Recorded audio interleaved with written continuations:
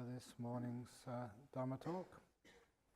I always aim to keep these talks on meditation, teaching people, helping people, leading people on the path to find out for themselves, instead of telling you what to believe.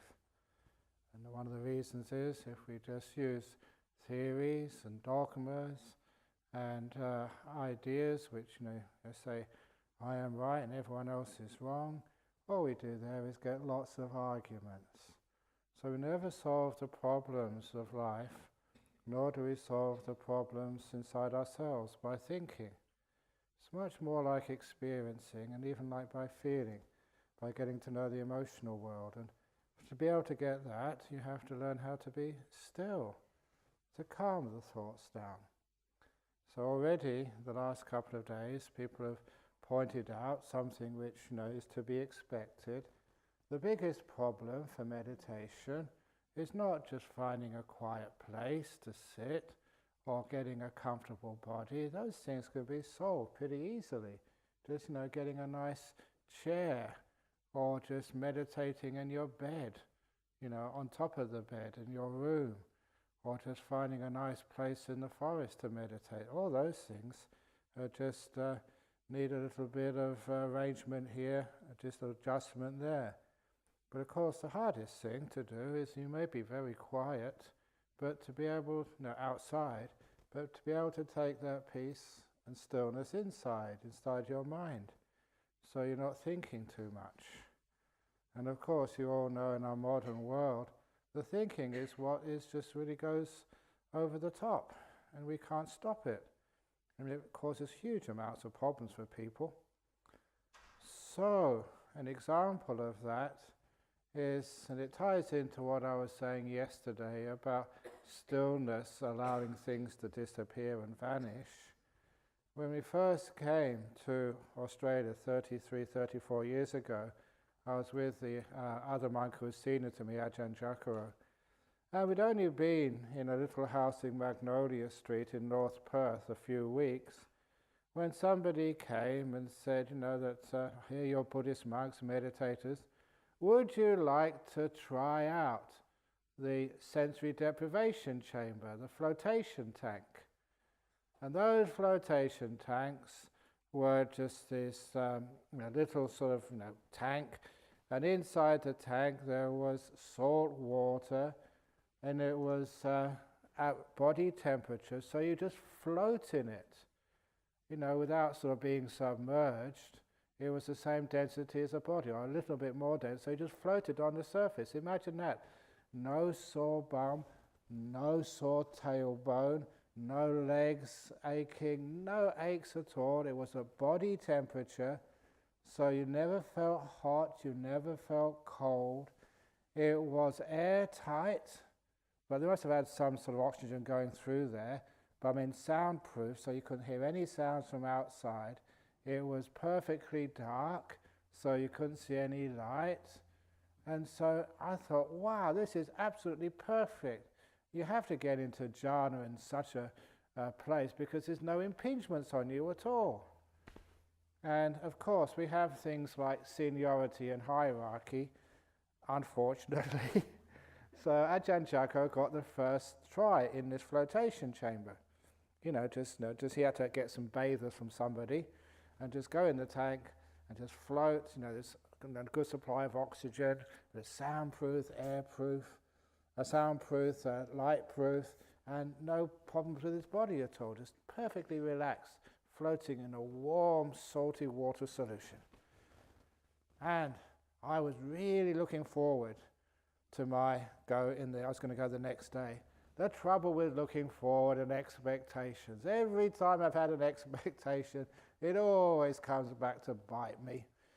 So what happened was the next morning, somebody brought a newspaper to us, a local paper, West Australian, where there was a big advertisement. Flotation chambers, as used by Buddhist monks. They had exploited us. We couldn't argue against it because he'd invited him in there to give it a try, just for an experiment, see what it was like. But he used us, to advertise his product to get more people to buy into it. So because that was unethical, he said I couldn't go into it, I couldn't give it a try. And I thought, well, the damage has already been done. So no, let me go in there, I want to give it a try, but no. So I never got to have a try in the flotation tank. But anyway, I asked him, what was it like in there? It must have been just so easy to get into deep meditation. And he just sitting there, or not even sitting there, just lying there, just no aches and pains at all. No one coughing or rustling or going oi or whatever, no noise. It was just so beautiful. And he said, well, you couldn't see anything, you couldn't feel anything in the body, but you could certainly hear his breath and also the thoughts which go in the mind. And so following those sensory deprivation chambers, these days, I don't think they're very popular anymore, but they used to, the only way they could get people to relax is because, you can actually calm down most of the body functions except for the breathing, but also the thoughts. Many executives, they had to play a video in there, like a golf video or something. Otherwise, they'd be thinking all the time. And it reminded me that when are the times when human beings in our modern society can actually stop thinking? One of those times is when you're listening to, say, great music, or you're watching a movie, or somehow or other you are entertained by something outside of yourself. Because that's what they had to do in these sensory deprivation chambers.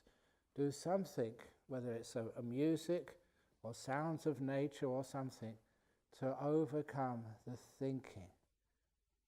Because otherwise you'd be sitting in there thinking, fantasizing, whatever it is, something to fill up a space which you're not used to and you're not comfortable with, the space of silence.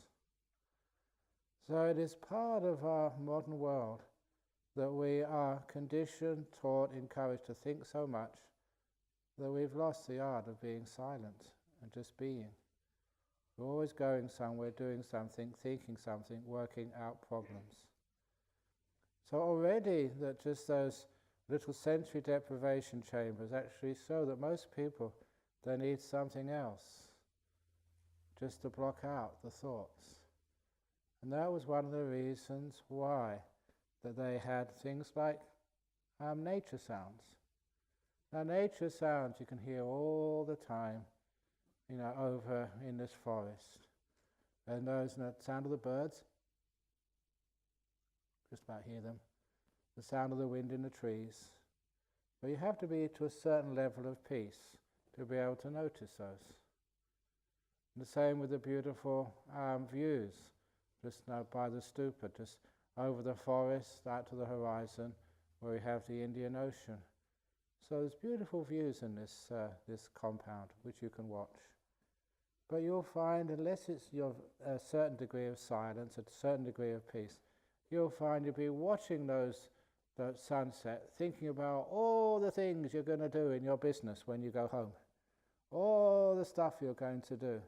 In other words, it's not strong enough to actually to calm down the thinking mind, which is a big problem. And you try to do Buddho Buddho, or you try to do Namo Buddhaya or something else, and in the end it just doesn't work, it's just too much effort, you get tired.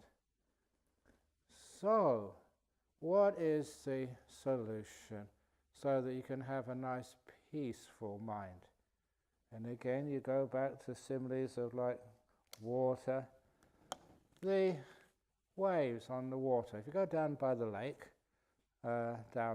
just down here, when you look at that lake, there are nearly always these ripples or waves on the surface.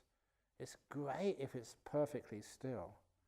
But where do those waves come from? Those waves aren't an inherent part of the lake. It means something's agitating it. Something is making it move. And of course, once it's made to move once, it keeps on vibrating, or the waves keep on going for quite a few minutes afterwards. So the lake isn't naturally moving. Its nature, its default state, as they say, is to be perfectly still and smooth. It's only something outside of it makes it move. And this is one of the great insights of the Buddha. The thing which makes it move is wanting. The wind of wanting stirs up the surface of the lake and creates the waves. And in that simile, the waves are your thoughts. The nature of the mind is actually still, believe it or not, but we're not used to that natural state of mind. We're always going things and doing things, and it's the wanting creates the thoughts. Even wanting good things, let alone wanting bad things, it agitates the mind. Now, if you know the problem, the wanting, it's just basic second noble truth. Craving is a cause for suffering. Wanting stuff. And it's very easy to see that after a while. Whenever you want something, you are separated from where you want to be. And that was one of the Buddha's descriptions of the second noble truth, the cause of suffering. Separated from where you want to be. And the solution, and I love doing this because it's visual. Instead of just listening, you actually have to look as well. Use more of your senses and it gets the message across. This woman some time ago, she came up to me, I think it was in Nollamara Temple, and she was so upset. And she said, I'm just having such a hard time in my life. And she used a visual metaphor. She said, this is where I am in my life. My career, my family, my spiritual life, I'm down here. And this is where I know I need to be, up here. Now, this is where I need to be, and this is where I am. And it's just so hard to bring myself. I get up a little bit and I go down again. I know I should be up here. I get up and then somebody gets in the way and it pushes me down again. It's so much suffering. Help. And of course, the solution was obvious. You know, he said, if this is where you are and this is where you want to be, it's just so much suffering trying to get up to where you want to be. How about lowering where you want to be to where you are? Problem solved. I don't know why people can't think about that, because they have all these ideas, expectations. I'm a nun, I should get jhana by now. I have been coming to this temple for so long, I should be able to fly through the air. I shouldn't need to go back home to Thai Airways. I should be just so wise and so enlightened. This is where you know you should be. This is actually where you really are. And you to keep trying to push yourself up to where you want to be. That's wanting. Be content where you are. But Ajahn Brahm, that's not getting anywhere. Exactly.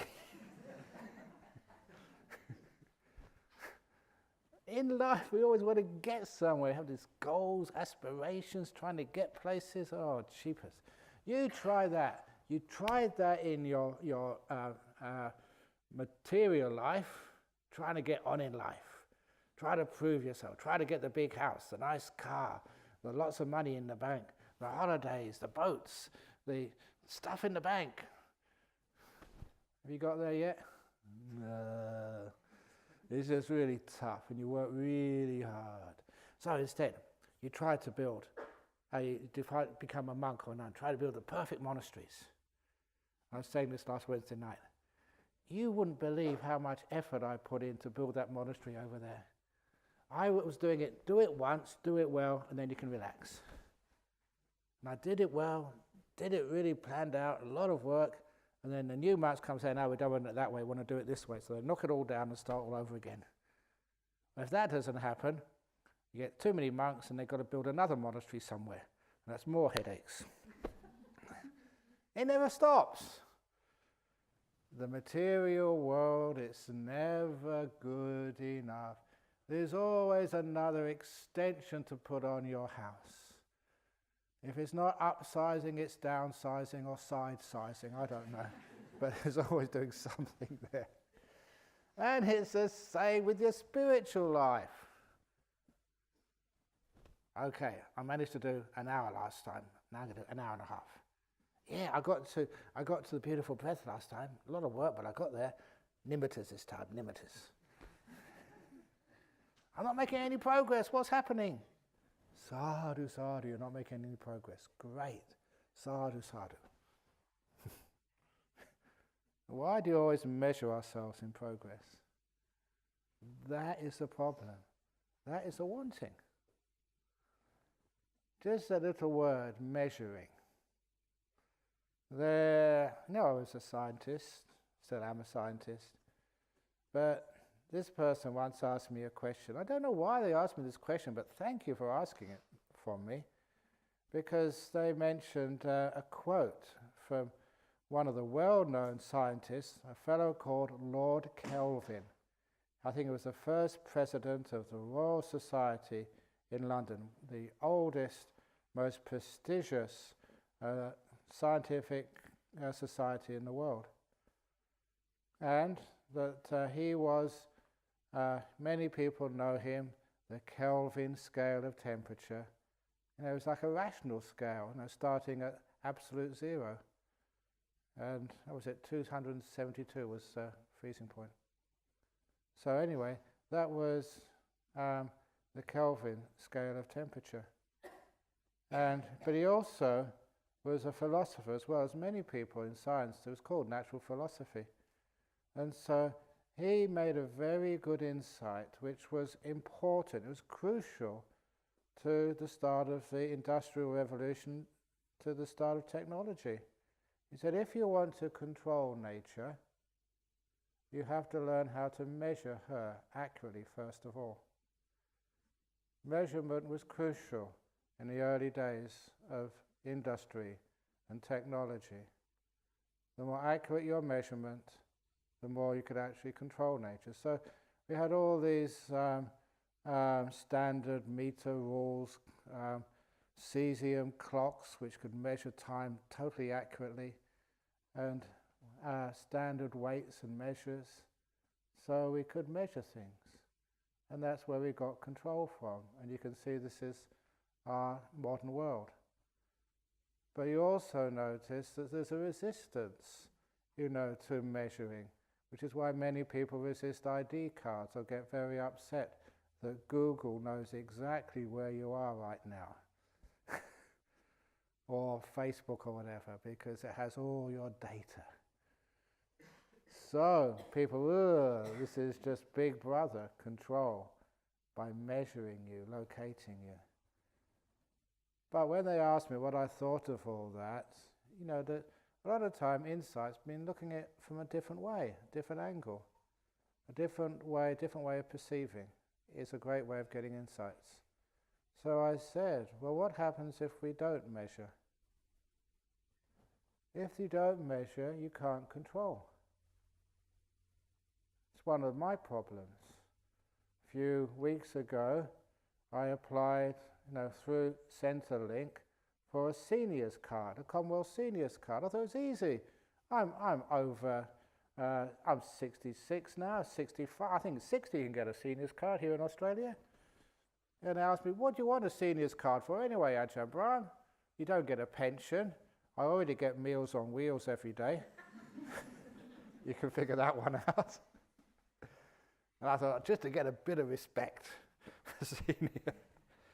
But it was so difficult because I had to prove who I was.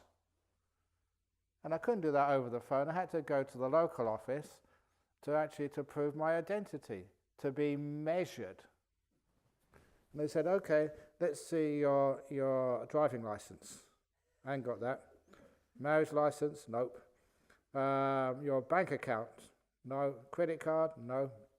What else did they ask for? I told you, marriage license. There's so much stuff you don't have. Oh, your rental agreement or your mortgage, your ownership of your house. There's so much stuff, or even your mobile phone. I don't have a mobile phone.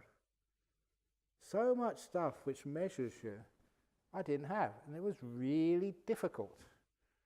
And even today, I had to send off another form because they didn't accept the first one. When they ask you, Ajahn Brahm, can you prove who you are? And I said, I've been trying to do that for the last 43 years. And you expect me to do it just in 5 minutes? But whatever it is, now this is serious. If you don't measure, you can't control. You have to let it be, which is the opposite of controlling. So, how's your meditation today? Stop it. Stop measuring and saying, oh, my meditation's terrible. Oh, my meditation's really good. Oh, my meditation's hopeless. As soon as you measure, then you have some business to be done. And a lot of times when we measure, unless it's absolutely perfect, unless your last meditation has been jhanas with all the lights and the gel bells and jingles and stuff, then you say, oh, it's not good enough, I can do better. So this is a wonderful thing when we meditate without measuring. When you don't measure, you've got nothing to think about. When you've got nothing to think about, you get silent. As soon as you measure, unfortunately many of us, we've been schooled, conditioned to measure and measure and measure. And we always do that. We measure the people sitting next to us. He's hopeless. He thinks he's meditating. Look, he's sleeping, he's snoring most of the time. And her, oh my goodness, she's always moving around. She thinks she's meditating, but I know I can hear her snoring. Whatever it is, how many times when we always measure with negativity? Always finding fault with ourselves and with others. That's the two bad bricks in the wall, which is a nice segue to monster. This is the two bad bricks in the wall. The two bad bricks in the wall, look, this creates thoughts. Understanding it stops thoughts because you don't measure anymore.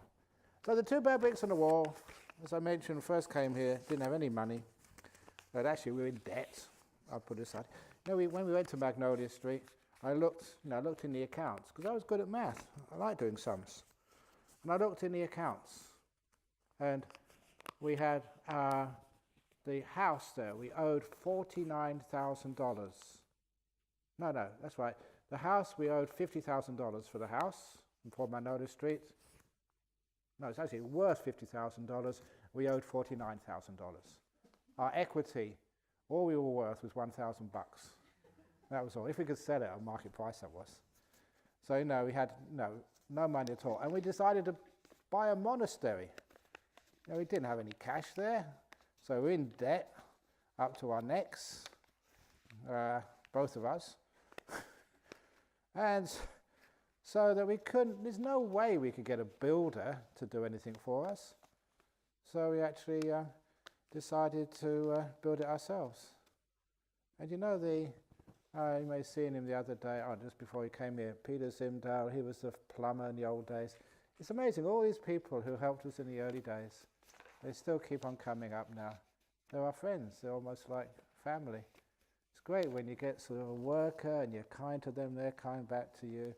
I know you have a great time together. So anyway, one of the things I had to do, build a wall, brick wall. Easy. Yeah.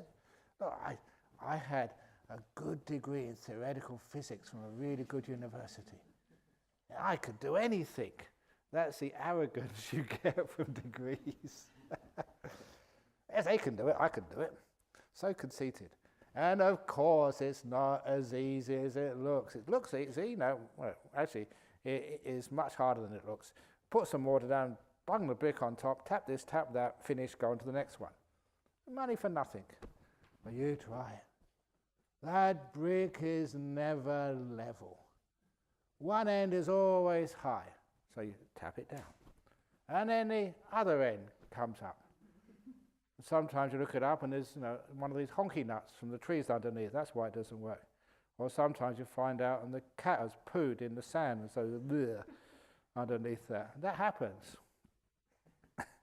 So you tap it down, another end it goes up, you take out the cat poo and just pop on water, bang it down here, there. It takes forever. And then it's level, but then it's out of line. So you put it in line again, then it's not level again.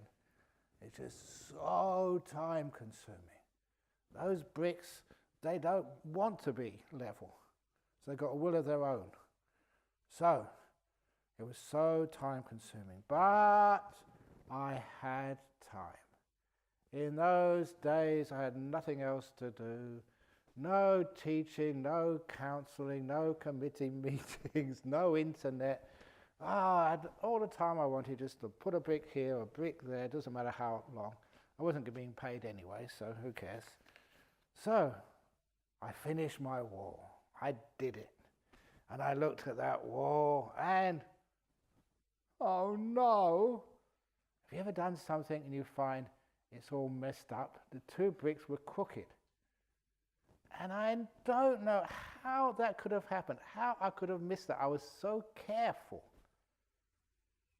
And when I saw those two crooked bricks, I was devastated because they spoiled the whole wall, my first wall, my first creation, my first masterpiece. And it was ruined. So what do? You try and scrape those mortar out, but the cement is really hard. It's like stone. Crikey, I can't get it out that way, so what should I do? So I had this wonderful idea, great insight.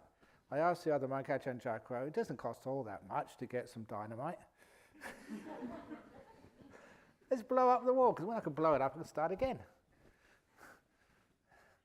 No, you can't. And so I was stuck with that wall for 3 months. I think it was about 3 months, I think. And I would have nightmares. Honestly, I'd wake up in the middle of the night in a sweat. I'd just been dreaming about these stupid bricks which would ruin the whole wall. And, and also, every time, I couldn't look at that wall. I always made a big detour, and especially when visitors were coming. In those days, we needed donations, and so if I took a visitor and they saw how I wasted their donations, they would never give anything. So I took them always somewhere else, the beautiful trees and the lovely plants, but not my wall. And so I was so ashamed until one day somebody came and they saw that wall and they said, that's a beautiful wall. I say, are you crazy? Are you blind? Can't you see those two bad bricks? And that's, as you know the story, they said, yes, I can see the two mistakes. But I can also see the 998 good bricks as well.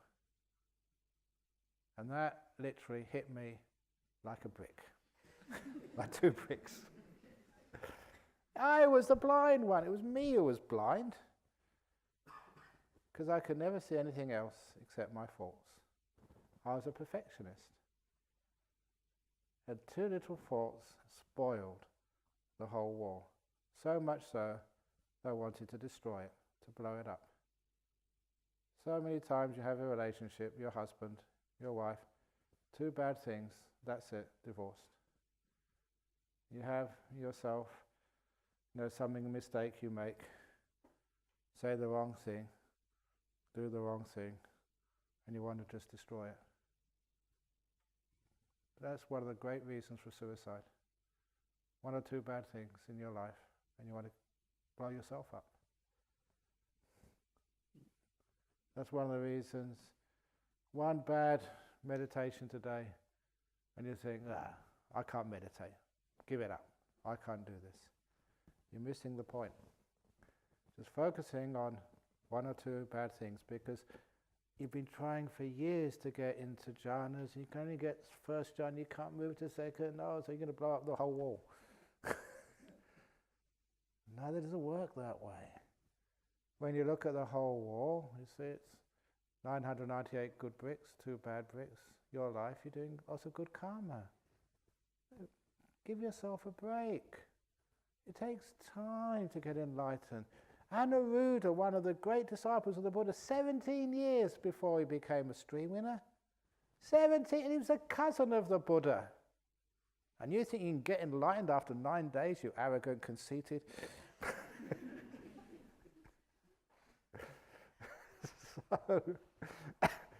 So anyway, just be patient. Eons. How long is an eon? And hundreds of thousands. And the Buddha remembered, how many? That was 96 or 97 eons of existence. So that's patience. So just take it easy. One of the nice things about being a Buddhist, doesn't matter if you don't get enlightened this life, you've got another life or one afterwards. Just relax, chill out, stop rushing around so much. And that's called the fast track. People think, the more I rush, the quicker I get there. Get where? To your grave, that's all. So instead, slow down, stop, and be here. That's the fast track. So anyway, so the two bad bricks in the wall, you realise that what somebody said afterwards when I told that cancer group, this bricklayer came along, it's actually a builder, he said, Ajahn, don't have to worry at all about your mistakes. Even professional bricklayers, they keep making mistakes. And that's when he told me this wonderful ending to the story. He said, but I'll let you into a secret. Don't ever tell me secrets, because I just cannot keep them. They're just too much fun. I share them. And it's not just with you guys. This goes all over the world. And when all this stuff goes put on the internet, and some of these talks and stories get, was it 3 million downloads or something? That really is not sharing at all. That's not keeping a secret, sorry. So anyway, the secret was, which is no longer a secret, he said, when we make a mistake in the building industry, we tell our clients it's a feature. No other house in Australia has got this. And because it's unique, we charge them an extra $5,000 for it. What a scam, but I think it's quite a nice scam. In a sense. So it just gives it more character. So all your mistakes in your meditation, wonderful. It's a feature of your meditation. In other words, we accept and be with it. We stop measuring it. And when we don't measure it, we can't control it. When we don't control it, we have to let it be. We can't want anything when we've got nothing to measure it by. So when we stop wanting, that's when the winds stop. And when the winds of wanting stop, because you can't measure it, you're just being here, you're not going anywhere. When the winds of wanting stop, then your mind gets calmer and calmer and calmer. Just like the bottle of water. It just gets really still. Now, what happens sometimes is as it gets more and more and more still, as you stop thinking less and less. First of all, we have the problem of fear. I'm not thinking anything. Because many people in Malaysia, Singapore, Indonesia say this. If you don't think, if you meditate, bad spirits will come into your mind and take over. You go crazy. Meditation is allowing the devil to come into your mind. People actually say that. They say, well, if the devil got into the Buddha's mind, that's pretty good. Ajahn Brahm, I'm a pretty good guy. I'm kind. I don't go around killing people or hitting people. So, that I meditate a lot. So no devil got into my mind.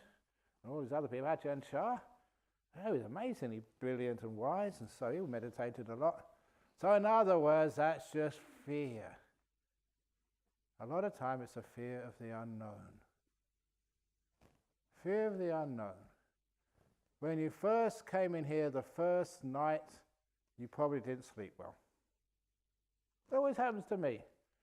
When you go in a hotel, a new room, a new temple, you haven't slept there before.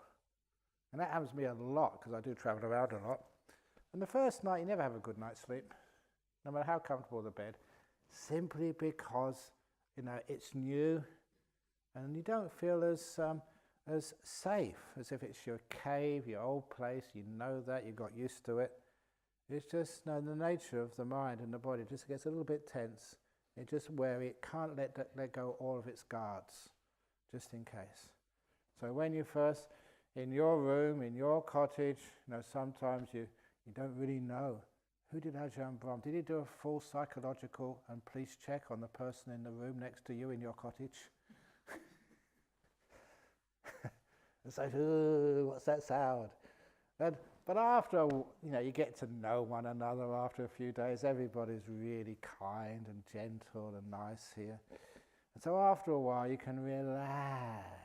You get to know each other.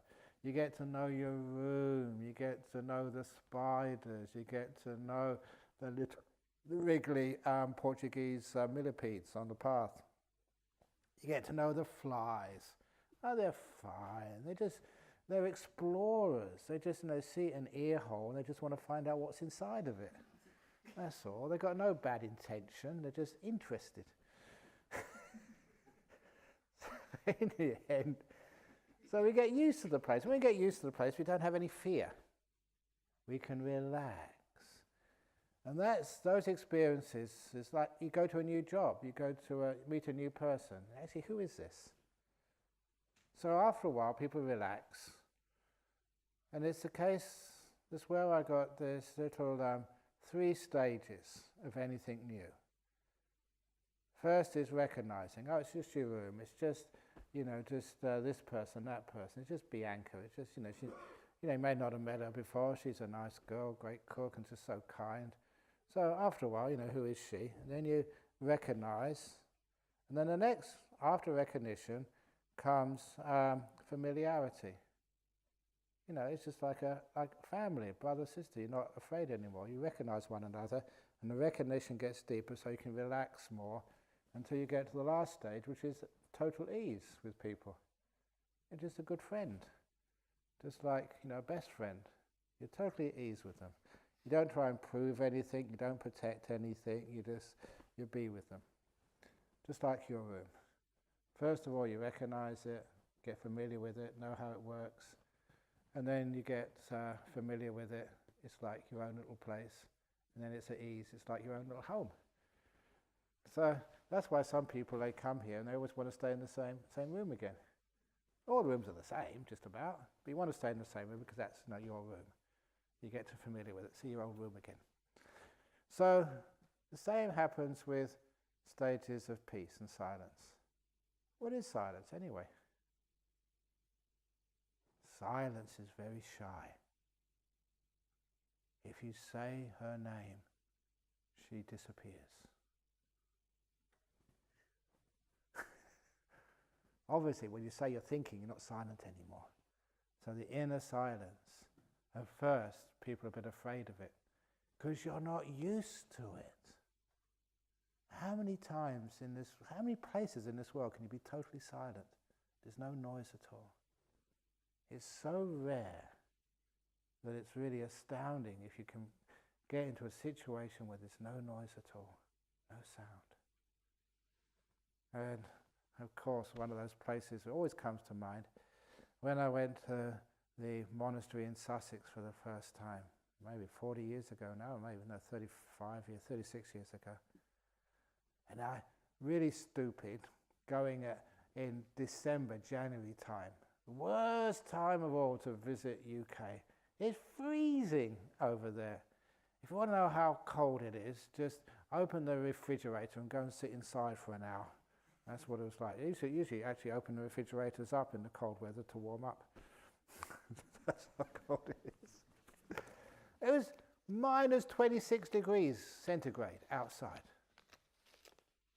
And look, this was not this place, another place. This monk said he made himself a hot cup of tea, boiling water, hot cup of tea, just warm himself up. He had to go to the toilet, first of all. So he just went to the toilet, just a number 1, urination, only maybe 2 minutes, 3 minutes. He came back, and the tea wasn't cold, it was ice.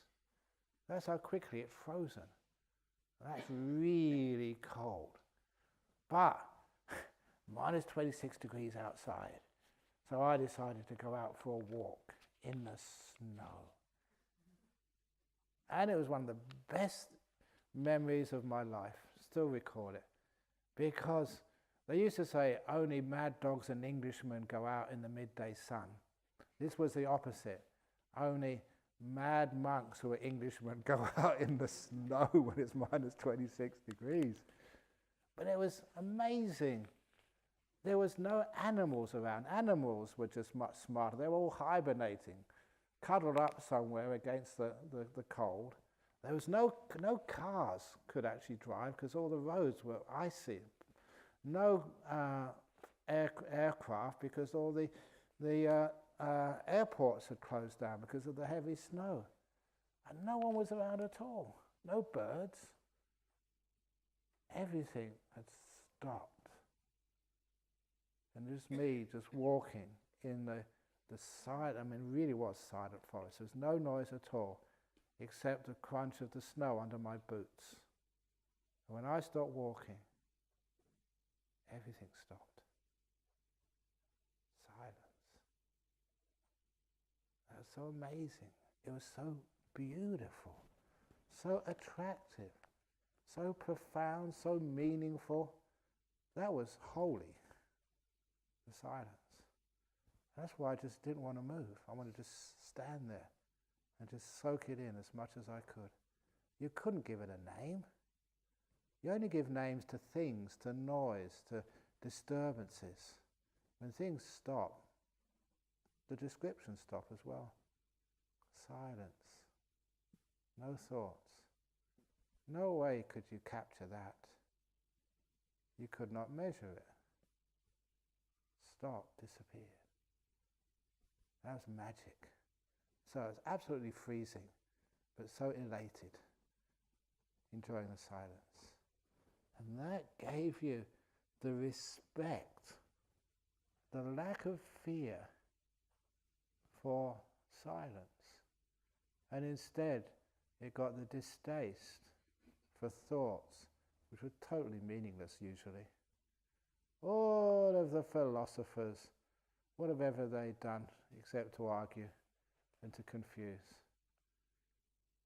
But the silent sages, Santa Muni, that's what Santa means. It means silence, peaceful, calm. The real saints, and other people who go demonstrating and changing the world, they're the ones you never hear of. They're calm, they're peaceful. Silence. So, when you start to respect silence, when you start to even worship silence, find its worth, value it more than anything else, sometimes when silence comes, you welcome it, embrace it, and it stays with you, and you never disturb it. People have moments of silence. They chase it away because they think this can't be right, or they're not used to it, or they're afraid of it. There is a reason why you're afraid of silence, a very deep reason, and that is because when you're silent, you can't control it. You try and control it, and it vanishes. You've got to measure it to control it. Say something about it. This is really silent. This is deeply silent. This is grade 1 silence. This is grade 2 silence. This is grade 3. When you start measuring it and controlling it, of course it disappears. You really have to let it be. No control. And to be able to not control, that's where the controller, you, has to stop for a little while. You are the problem. The sense of self, your will, trying to control it, trying to do it, trying to keep it. And it all comes from your sense of self. All comes back again to ego, me meditating, I am the great meditator, I'm going to now, this retreat, this next retreat, that was a good talk, I jump up, now I'm going to actually do it. Stop it. You can't do anything. How many years have you been meditating here? Where have you got? Nowhere. So stop it. You mean I'm not supposed to meditate? Meditate, but look, have we still got it here? We used to have, I think it's still in the kitchen, we had this great cartoon. The person came to see the monk. It was actually a monk cartoon. And they had this big sign saying, "I want happiness." Is that still in the kitchen? Don't think so. I don't know where it went to. Anyway, we get some of these really good cartoons sometimes. And it said, "I want happiness," with a big sign. It was really miserable, very angry. And there was this monk sitting quietly as he came up to this monk. And the monk took the sign and said, "First mistake, I." That's ego, sense of self. So he scrubbed out the I. And then the sign read, "Want happiness." Second mistake, wanting. So he scrubbed that out too. And then what's left? Happiness. And both of them smiled, and that was the end of the cartoon. That's really cool. Not messing around. I want happiness. I want jhanas. I want enlightenment, whatever it is you want. There are two problems there. Number one, I. Scrub that out. I'm fed up. I want this. I want that. The I's. And that's where it starts from. Scrub that out. Then want happiness. You never get happiness if you have want before it. So, scrub out the want. That's the only thing left, happiness. When there's no I, there's no want, then you're happy. Give it a try. See what happens.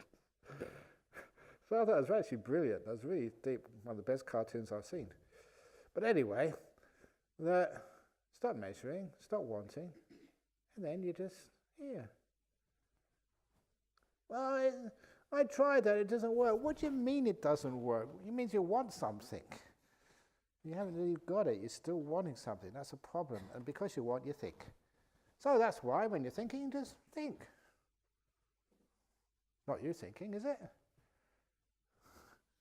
What's the problem? I'm not supposed to think. Who said that? Oh, Buddha said that. You sure? Did you hear him from his own words or just read it somewhere? Maybe you misunderstood what it said. So it's dead. Just sit there. There's no one here. No one doing anything. So, thinking. If there's anything happening right now, we call that old karma. It's old karma because of what you did before. So now don't make any bad karma now. Just sit there and just be. Make peace, be kind, be gentle. Renounce, stop controlling. Be kind. Kind is not measuring. It's the unconditional part of awareness. The door of my heart is open no matter what you do, no matter who you are. It's the no matter what, the unconditional part of it, which makes it real compassion. It's not, I will love you as long as you behave. I will be kind to you as long as you give a big donation to all my projects. I will always spend lots of time with your interviews as long as you give me really nice cups of tea with condensed milk. That's not compassion and kindness, when there's strings attached. It's just when I will, whoever you are, no measuring, the kindness goes to everybody, even to my stupid old mind. Stupid old mind. Ajahn Brahm, you work too hard.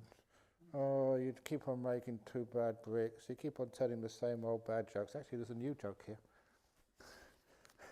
Courtesy of Fresh gave it this morning. It's a really nice little joke. Bad jokes. An old man has 8 hairs on his head. He went to his barber shop. The barber, in anger, asked, "Shall I cut them or count them?" And the old man smiled and said, "Colour them." I thought that was quite cool.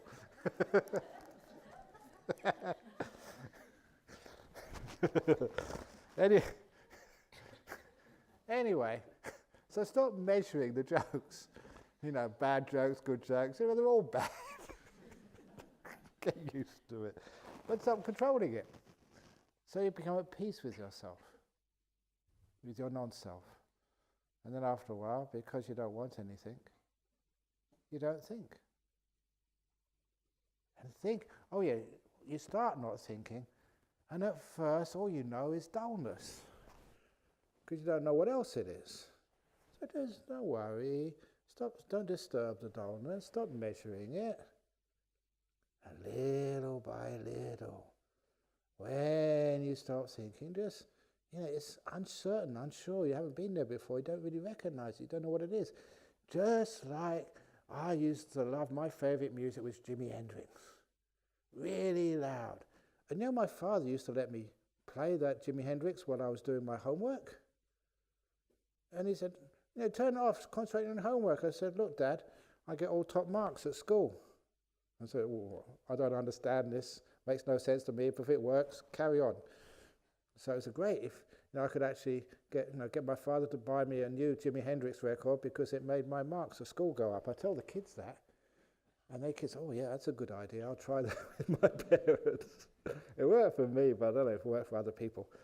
But anyway, later on in life, your taste in music changed. And I used to like classical music, especially, sometimes, in the colleges of Cambridge, you'd be going somewhere and they had some recitals, and there's incredible music, which is highly talented, even students or music scholars would play. And you just stop and listen to it for, half an hour, and just amazing stuff. So beautiful. So my taste in music got more refined. And then there was the chamber music, even some of the choral stuff. Monteverdi was the last one, which was my favourite before I sort of became a monk. And then afterwards, you started to listen to the sound of the wind in the trees, which was much better than any choral music. And then afterwards, when even the sound of the wind in the trees stopped, my favourite music became when nothing was moving at all, like in that forest or in the deep caves I used to hang out in. So silent that even sound vanished. That was the most wonderful music I've ever heard, when sound stops. So that is actually where you learn, first of all thinking, and then inspiring thoughts, great Dhamma talks, great insight, amazing thoughts you have. Everything seems to make sense, but that's not far enough yet, till all the thoughts stop. That's amazing. So after a while, one notices that, respects it, and gets used to it. It's not boring at all. Sometimes people ask, when you come here, what do you do all day? Sit, meditate. Don't you get bored? At first people say, yeah, but afterwards, no. It's so wonderful, so enjoyable to do hardly anything at all. It's not boring. After 43 years of being a monk, aren't you bored? No way. Best thing in my life. Okay, it's measuring again. But, you know what I mean. It's just, this is good stuff. So, your tastes in enjoyment and what you really value, they do change. So, if you do get dull, yes, be respectful of dull. Don't measure it. This is part of the course.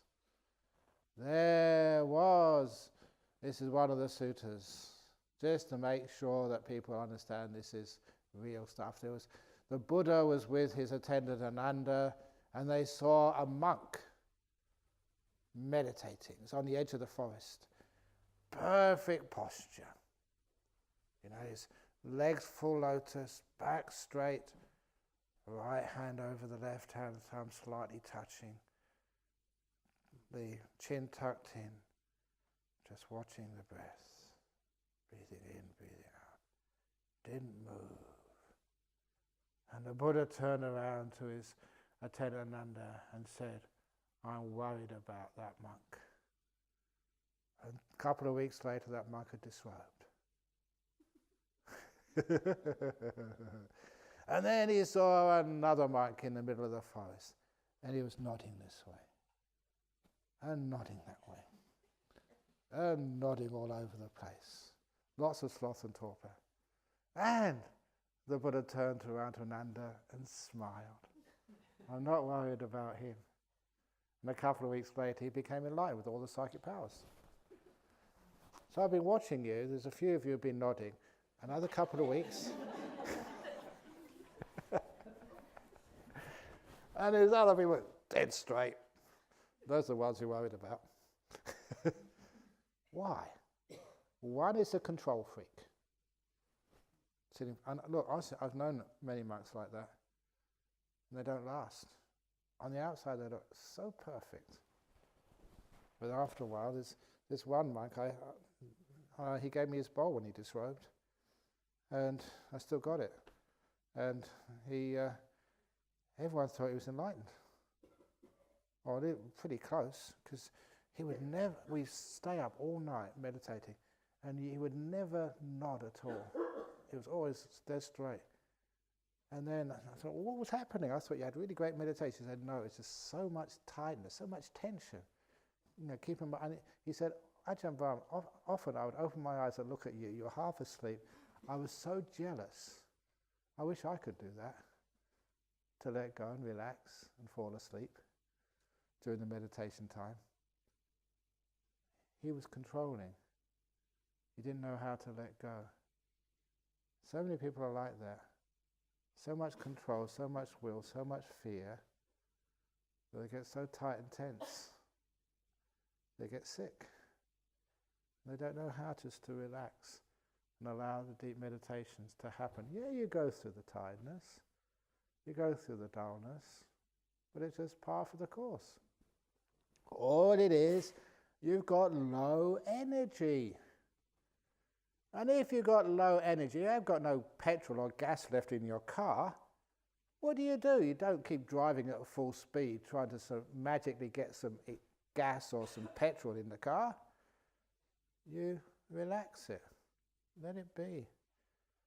This is with the mind anyway. Maybe the simile's not great, but after a while, your mind charges up. You get your energy coming up again through stillness. But you've got to be really still. Not being still. I still feel dull. Come on, be still. Just like the old simile. You can't hold this still, you put it down and it becomes still all by itself. Is it still yet? No, not yet. Come on, I haven't got all day, you know.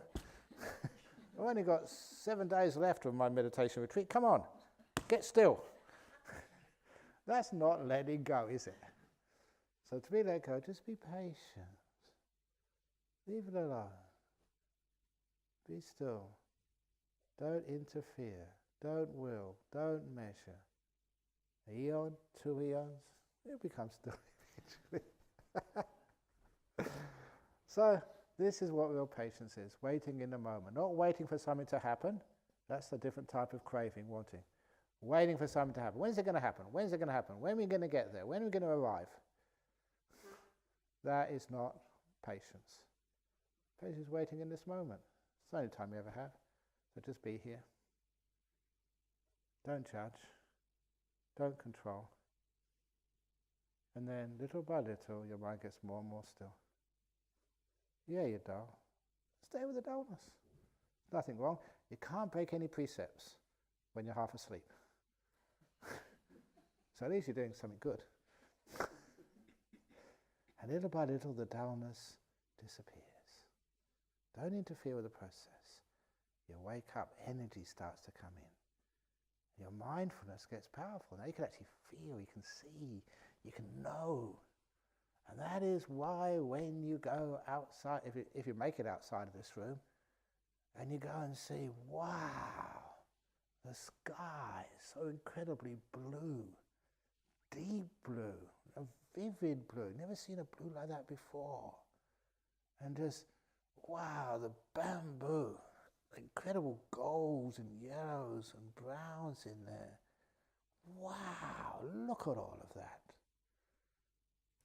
To see a world in a grain of sand, a heaven in a wildflower, hold infinity in the palm of your hand, eternity in an hour. That's William Blake, 17th century mystic, poet and artist as well. That fellow knew about some mindfulness and stillness. to see a world in a grain of sand. You pass it by too quickly because our mindfulness is not strong enough. You're dull. But when you start to wake up, wow, it's amazing. Everything is so interesting. It's so beautiful. Things you never thought would be beautiful before, just incredible. And I won't go into one of my favourite anecdotes, which happened here some years ago, in actually the middle toilet in the monks, in the men's quarters. But if anyone really wants to know, I'd be very happy to tell you. Put it down on a piece of paper and I'll answer it this evening. I love telling that story. It's gross. But the reason why it's gross, but there's this one fellow who works over in CERN, French guy, he said that answered so many questions, that anecdote, about the nature of beauty. It's not sort of, in the object, because this was a gross object, but it looks so gorgeous. Your breath. Why is it so hard to watch the breath? You're not ready for it, that's why. And the mindfulness is really strong. The breath is delightful. Walking meditation, it comes out. You don't have to teach you this, it just happens. You're just watching this one step, just moving it up.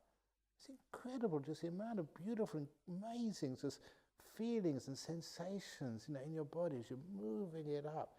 And it's sensuous, because it's sensual and it's beautiful, it's peaceful, it just takes over your mind. It's incredible what's happening. You can't wander off. There's too much going on to give it names. And you're just really enjoying yourself, just moving your legs. Oh, this is amazing. Whatever you do becomes just so enjoyable through stillness. And you watch your breath. Oh, yeah. You can do this all day, breathing in. Wow. You're not faking it. It's natural. Now you know how you can sit for long periods of time, enjoying it. But if you interrupt the process, is it still yet? That's what wastes time. Measuring. And after a while, the thinking stops. Thinking you don't make it stop. Making it stop means making more thinking. Come on, stop it. Stop it. The old story. Oops, I've got to stop now. 4 monks keeping a vow of silence. This old one. But it is a very pertinent, because this is why people can't stop thinking. They have a vow of silence. When one monk sneezes, the first monk says, "Bless you." The second monk said, "Ha, you've just broken your vow of silence." So have you. And the fourth monk said, "I'm glad I'm the only one here who can keep quiet." You see, when you try to stop thinking, that's more thoughts. It becomes endless. So instead, we understand what's the cause of thoughts. Wanting. So wanting to stop the thoughts just creates more thoughts. Find the cause. The wanting. Measuring. Fear. When you see those as the causes, then see if you can focus on eliminating the causes, and then you're not thinking. You're still. Natural, no force, no effort. Effort causes thoughts, doesn't stop them. Then you're peaceful. Now you've got some good insight. You've understood something. And that will take you so much deeper, all the way into the amazing enlightenment, meditation, all sorts of other stuff. So there you go. Sadhu, sadhu. Okay, have a nice morning, or a bad morning. Don't measure it. Whatever happens, it's good enough. So interviews now, those who want interviews.